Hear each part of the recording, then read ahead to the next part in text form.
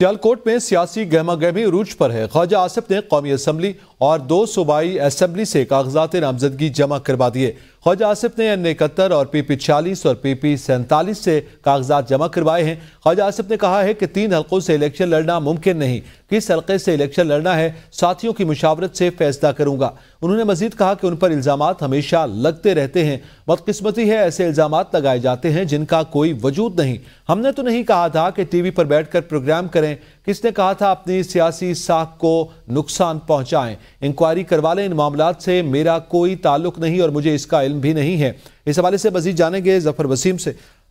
जी जफर वसीम, बताइएगा ख्वाजा आसिफ ने किस किस हल्के से कागजात नामजदगी जमा करवाए हैं? ख्वाजा मोहम्मद आसिफ ने कि एक कौमी इंतहाबी हल्का N71 और 2 सूबाई इंतहाबी हल्के PP 46 और PP 47 से कागजात नामजदगी जमा कराए हैं और इस वक्त लीगी कारकुनान की व रहनुमाओं की और पूरी नून लीग सियालकोट की एक अच्छी खासी तादाद जो है वो जिला कचहरी में मौजूद है, क्योंकि उन्हें कल रात को जो है वो फोर्सअप किया गया बतौर जरिया इश्तिहार के सुबह जिला कचहरी में पहुंचे, क्योंकि ख्वाजा मोहम्मद आसिफ ने कागजात नामजदगी जमा कराने हैं। यहाँ पर ये बात बताना चाहूंगा, ख्वाजा आसिफ के मुकाबले में एक आजाद उम्मीदवार मिर्जा खुर्रमज़ेब शाह जी ने उनके मुकाबले में आजाद उम्मीदवार ने कागजात जमा करवाए। बहुत शुक्रिया जफर वसीम।